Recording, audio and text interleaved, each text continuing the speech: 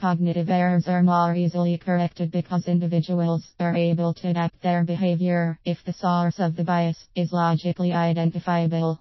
Just to give you an example, think of the Enron case, where investors kept buying the company's stock, although red flags were signaled by some analysts. Why did it happen? Investors focused on positive information that was confirming their beliefs and disregarded negative information such as the red flags. Confirmation bias is a cognitive error.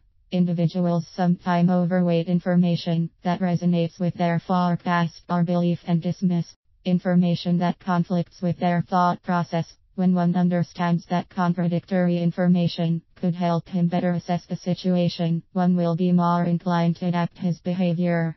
In other words, cognitive biases can be moderated up to the point where they are reduced or eliminated. It takes better information, education, and advice to correct for them. Emotional biases are the product of psychological predispositions and are more difficult to correct for. They arise spontaneously and are related to feelings one might have, his perceptions, or his lifetime experiences. The most common example is loss aversion. Individuals look at an investment and see it as a loss in wealth versus risk, whereas a rational economic man will think of it as return versus risk.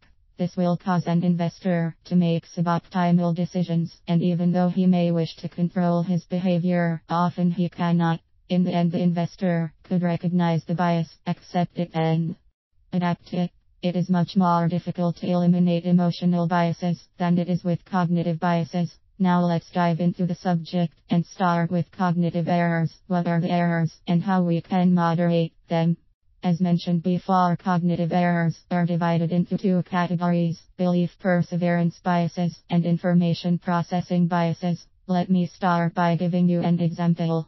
We all have an opinion about ourselves, looking in the mirror and seeing us as being smart, intelligent, tall, funny, etc. When we are faced with a challenge, it will create mental stress, which we will try to avoid it as much as possible by ignoring it, or selectively remembering only bits and pieces that we like. One thing, for example, that causes mental stress is when someone comes to you, for instance your boss, and says, "You are not that good as you think you are."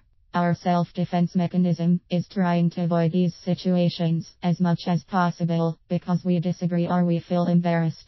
From a behavioral bias perspective, it means we are avoiding cognitive dissonance. In the financial realm, this is much easier to explain, e.g., an analyst created a forecast, but in the end it turns out his predicted outcome was out of range. To avoid cognitive dissonance, the analyst will think it through and do whatever he can to explain why his forecast was different. In the end, he will try to fit his forecast with the outcome to avoid mental discomfort. Now let's take a closer look at the cognitive errors that stem from belief perseverance: conservatism bias, confirmation bias, representativeness bias, control bias, and hindsight bias. We will dive into the first bias, conservatism. Conservatism bias is a decision taken unconsciously by an individual. When new information is released to the market, the individual will try to place a greater weight on the previous information and not fully incorporate the new information. Take as example a real estate developer in the process of developing a residential community. 1 year after he started the project, the economic environment starts deteriorating and the unemployment claims rise. Manufacturers' new orders for consumer goods and materials decrease, building permits drop, and the overall economic sentiment falls. At this point, instead of reconsidering his strategy towards the whole project, the investor strongly believes the same variables apply and decides it is best to move forward with the development. The risks he is facing are the possibility of losing the credit facility from the banks because they see the economic environment more risky, or they can ask for more equity, or he could end up with the project not sold. During the financial crisis, many real estate developers ended bankrupt because of the bad timing and decisions they've made. From a financial perspective, asset managers or analysts working on a forecast for an investment will tend not to incorporate the new information into their forecast, believing that their previous estimate is a better match of what the future holds. It happens during many financial crises, not only the last one, and guess what? Money were lost because they underreact to or fail to react at all on new information while continuing to maintain their beliefs. A second bias I would like to discuss with you today is the confirmation bias. As the name implies, it reflects individuals' tendency to look for confirmatory information.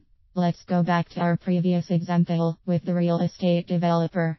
Instead of incorporating new information, individuals will look for confirming evidence that their thought process was good, while ignoring contradictory evidence. People will notice only information that agrees with their beliefs. They do it because they want to avoid cognitive dissonance. They don't want to be told, you know what, you were wrong. As a result, they will consider only positive information and ignore everything negative. So to avoid these two biases, you should ask yourself the questions. How is this information going to change my project? And what impact does this information have on my project? Also keep looking for information that contradicts your beliefs. Positive and negative information will provide a complete clear picture about your decision.